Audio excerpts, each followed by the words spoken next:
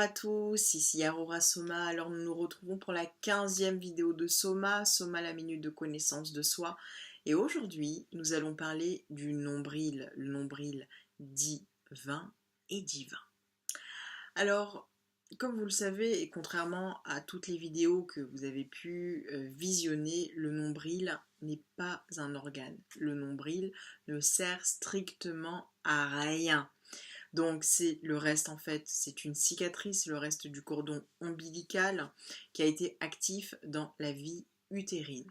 Donc le cordon ombilical, c'est ce qui relie le fœtus au placenta par la veine et deux artères qui composent donc ce cordon ombilical. Le cordon ombilical a une structure gélatineuse, elle est blanchâtre d'une longueur environ de 50 à 60 cm et environ épais de 2 cm, il est résistant et peu compressible. Donc le cordon ombilical, toujours, a pour rôle justement d'apporter la nourriture, l'oxygène qui provient du sang maternel et qui permet d'évacuer les déchets. Donc au moment de la coupure du cordon, et c'est un moment très important qui est signifiant de la naissance de l'enfant, permet donc la circulation du sang du nouveau-né et aussi c'est la première fois que l'enfant respire par lui-même à l'air libre.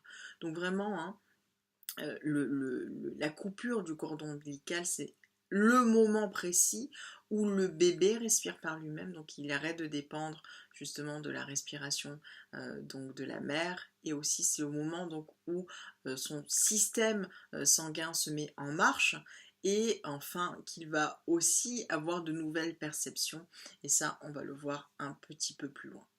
Donc cette première ligature, cette castration, cette première séparation donc, va provoquer une modification à l'intérieur donc dans la structure psychique de l'enfant, puisque à ce moment-là, il va avoir de nouvelles perceptions, hein, on le voit à la fois dans cette soufflerie pulmonaire, aussi dans l'activation de son tube digestif, et aussi dans la circulation donc, de son système sanguin.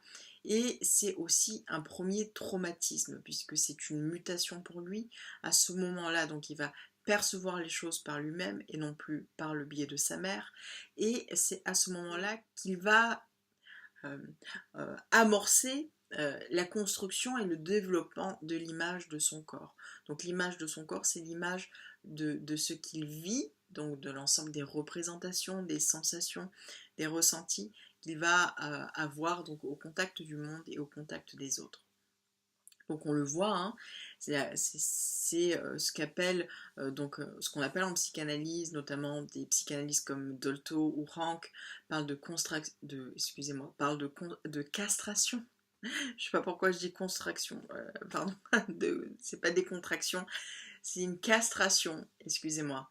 Donc il parle de la castration de la naissance, donc qui est cette castration ombilicale, c'est au moment où on est en tant qu'individu, on est en tant que soi, c'est l'émergence de l'ego et qui est à la base en fait donc du narcissisme primordial.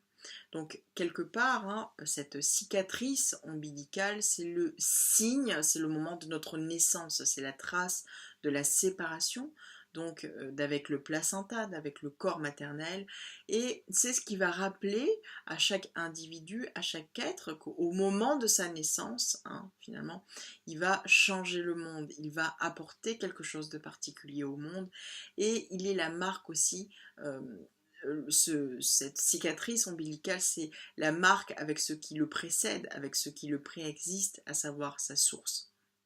Et on le sait, ce cordon ombilical qui devient le nombril préfigure aussi l'ensemble des épreuves qu'on nommera en fait un petit peu plus tard les castrations, et qui sont tous les moments de séparation que nous allons vivre pour pouvoir construire et nous individuer, donc accéder au soi. Donc maintenant, nous allons rentrer dans la connaissance en hébreu. En hébreu, le nombril se dit tabour. Tabour avec les lettres tet, bet, vav, resh. Donc dans le dictionnaire, ça veut dire un endroit élevé, le milieu, le centre, et donc bien sûr le nombril. Ça a la valeur numérique de 217. Alors pourquoi je parle de valeur numérique? Parce que lorsque je vous donne des mots qui ont la même valeur numérique que la notion que l'on est en train d'aborder, c'est qu'il y a quelque part un signifiant commun à ces mots.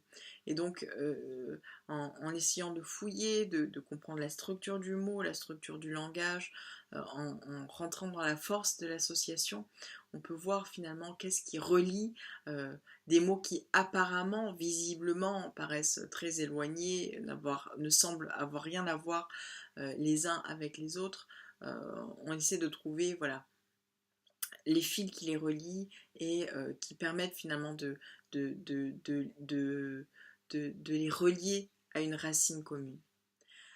Donc le mot tabour, qui veut dire nombril, a la même valeur numérique que les mots suivants. Alors j'ai trouvé le mot bahir, bahir qui veut dire clair, brillant. Ensuite il y a le mot bria, qui est la créature, le mot bira, qui est la nourriture, qui veut dire aussi la brebis grasse, le mot tarar, qui veut dire charger, la charge, le fardeau, la peine. Il y a aussi le mot roter, qui veut dire la verge, le bâton. Et enfin le mot yeor, yeor qui veut dire le fleuve, le Nil. Alors Tabour, hein, le nombril, dans la tradition, on le retrouve à travers le mont Tabor. Le mont Tabor, à l'époque du Second Temple, c'était le lieu où justement on allumait des feux donc au sommet de ce mont, afin d'annoncer à la fois les Rosh Chodesh, donc les débuts de chaque mois, et aussi donc les jours de fête. Donc vraiment, c'était le lieu où on annonçait donc tous ces moments qui sont importants dans la vie juive. Alors, alors je suis allée chercher dans les textes pour essayer de comprendre donc cette notion de tabour, cette notion de nombril. Et j'ai trouvé dans le cantique de Déborah qui se trouve dans le livre des Juges au chapitre 9, cette notion de tabour, donc qui correspond au mont Tabor, et qui est dans la traduction nommé comme étant le nombril de la terre. Alors, je vais juste revenir brièvement à l'histoire de ce cantique de Déborah et on va essayer voilà, d'extraire quelques notions justement de qu'est-ce que veut bien vouloir dire ce nombril. Alors, l'histoire de Déborah, c'est l'histoire donc d'une prophétesse,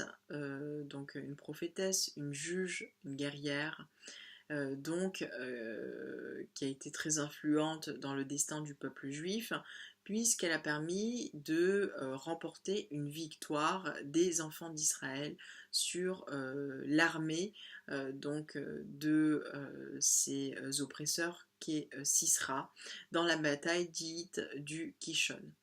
Donc à ce moment-là, au moment où les enfants d'Israël sont menacés d'extermination par l'armée de Sisra, elle demande à Barak, donc à son confrère, donc de réunir une armée de 10 000 hommes choisis parmi les tribus de Naphtali et de Zévouloun, donc pour attaquer donc les oppresseurs cananéens. Donc on sait que Barak au début a peur, il refuse d'entreprendre lui tout seul cette tâche et Déborah, la prophétesse, va lui assurer que le maître du monde sortirait devant lui, donc ce qui veut dire littéralement qu'il lui donnera la victoire et qu'il mettra à plate couture donc ses ennemis. Et donc Déborah va à ce moment-là aussi lui l'avertir à Barak que cette victoire ne lui reviendrait pas, hein, mais que cette gloire reviendra à une femme. Et on verra plus tard que cette femme, c'est Yaël. Donc à ce moment-là, hein, donc c'est au pied du mont Tabor que Sisra va essayer donc de vaincre l'armée des enfants d'Israël. Ils ne vont pas réussir, le maître du monde va donc par le biais de la nature donc imposer sa main, il va faire tomber une pluie, de la boue pardon, et qui va bloquer donc les chars du général Sisra et donc qui va permettre de sauver les troupes juives et donc de les arracher donc des mains des soldats cananéens. Donc ce récit vient nous dire déjà une chose. D'abord que la victoire et le sauvetage d'Israël donc est lié aussi aux femmes. Hein. On le voit, Déborah, Yaël. Hein. Donc ce sont des femmes, des guerrières, des prophétesses qui sont désignées par Dieu, qui ont ce don de la vision, cette capacité à lire à lire la parole d'Hachem, à entendre la parole du Maître du monde. Et donc Déborah incarne extrêmement bien justement sa mission à la fois de guerrière et de prophétesse. Ensuite, on sait que ce récit est marqué par le travail de confiance justement que Barak doit faire donc, dans sa relation au Maître du monde. Et c'est parce qu'il va travailler cette relation de confiance avec le Maître du monde que la délivrance des oppresseurs d'Israël va être possible, que la délivrance justement de l'oppression est possible. Et pourquoi je dis ça? Puisqu'on le voit bien hein, que Barak et son armée ne vont pas réussir, j'allais dire, par la simple force physique, la simple force, j'allais dire, de l'armée.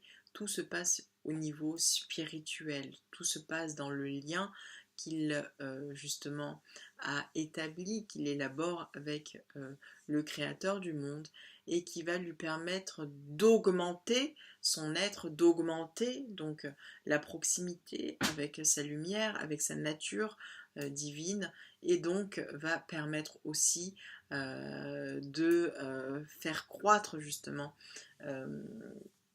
la conscience et l'apparition et le dévoilement de la présence donc de cette lumière et du Maître du monde dans ce monde. Alors, et on l'a vu tout à l'heure, le mont Tabor a la même guématria, la même valeur numérique que le mot créature, Bria. Pourquoi est-ce que je rappelle ça? Parce que on l'a vu tout à l'heure, un tabour, qui veut dire le nombril, c'est ce moment de mutation par justement la rupture, la coupure avec la source qui nous a engendrés. Et quelque part, tout ce qui se passe donc sur le mont Tabor, donc dans ce récit de Déborah, ça vient nous dire aussi que c'est un moment de mutation importante pour le peuple d'Israël. Le peuple d'Israël qui est à la fois, on peut le prendre dans une image au niveau, j'allais dire, individuel, mais aussi au niveau collectif. C'est-à-dire que c'est un moment de mutation fondamentale, ce mont Tabour, le nombril, dans la conscience de soi, la conscience de sa place dans le monde et de son rôle dans la relation de confiance, hein, confiance qui veut dire se fiancer avec le Maître du monde, se fiancer avec la source, donc entrer en relation avec la source comme justement la condition de cet accroissement intérieur, cet accroissement de sa force spirituelle, de l'accroissement de son être, de la lumière dont nous devons diffuser, être le véhicule dans ce monde. Et donc ce lieu même du mont Tabor vient nous rappeler comment justement la victoire des enfants d'Israël passe par cet accroissement de cette force spirituelle. Et donc c'est la raison pour laquelle, et on l'a vu tout à l'heure, hein, que dans le dictionnaire, le mont Tabour, le nombril, donc en français, c'est le lieu de l'endroit élevé. Et donc quelque part, le nombril, c'est le lieu de notre élévation. Et contrairement, j'allais dire, au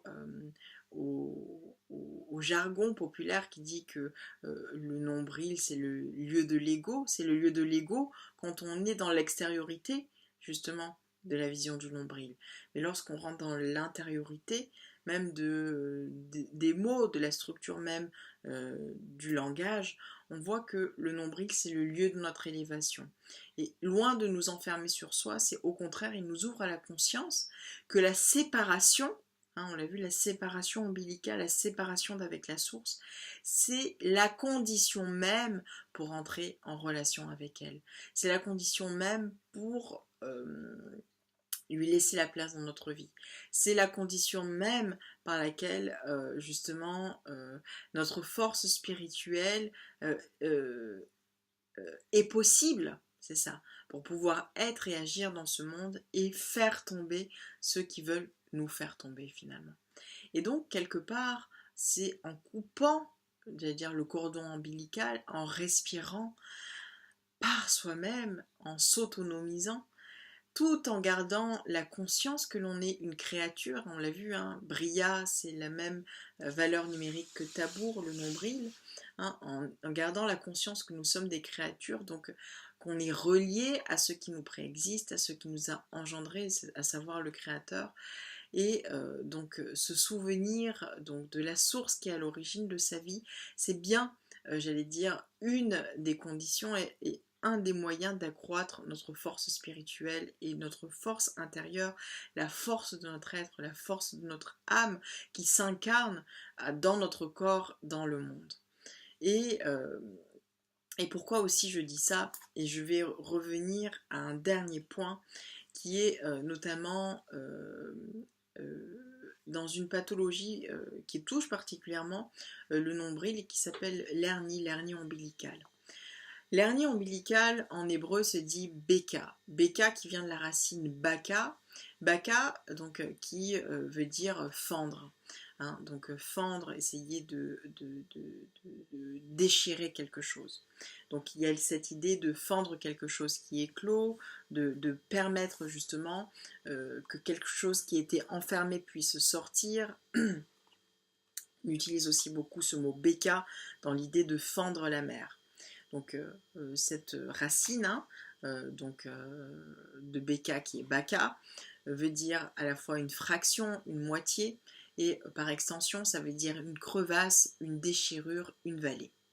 Alors pourquoi est-ce que je parle donc de l'hernie ombilicale? On se dit mais qu'est-ce que ça vient faire là? Eh bien l'hernie, figurez-vous, donc qui se dit Beka, ce sont les mêmes lettres que l'on retrouve dans le nom de Yaakov. Yaakov qui est un des trois patriarches du peuple d'Israël. Au moment où aussi Yaakov devient Israël, il est appelé à s'élever vers sa véritable identité, à réaliser ce qui était en potentiel à l'intérieur de lui. Et finalement, justement, c'est aussi à ce moment-là donc qu'il fait œuvre de sa mission initiale qui est celui d'être un passeur.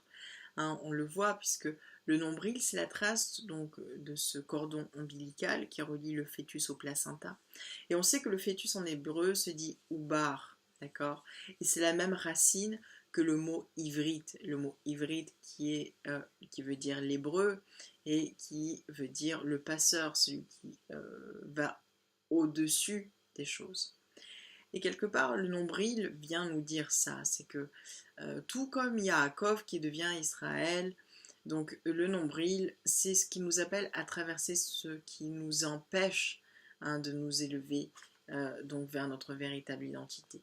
Donc le nombril nous appelle à traverser et à passer au-dessus, hein, à dépasser donc tout ce qui nous empêche de nous élever vers notre véritable identité, notre rôle sur Terre, c'est-à-dire faire grandir notre être, dévoiler notre centre vital, notre âme, donc dans son lien, dans sa relation avec la source qui l'a engendré. Et c'est comme ça justement que le nombril peut nous relier et nous faire grandir dans cette conscience qu'il y a quelque chose qui nous a créé, quelque chose, cette source qui est notre origine, et c'est dans cette relation avec cette source-là que l'on peut faire grandir toute notre force intérieure et que résolument, comme dans le récit de Déborah, nous sommes invincibles, nous ressortons résolument vainqueurs de tous ceux qui veulent détruire les valeurs de vie, tous ceux qui veulent détruire les valeurs de l'être et dont nous devons incarner. Aujourd'hui, la vocation est plus que jamais dans ce moment de l'histoire Et donc je vous remercie pour cette vidéo et j'espère qu'elle va vous apporter plein de force, plein d'énergie. En attendant la prochaine et je vous dis à très bientôt. Bonne journée. Au revoir.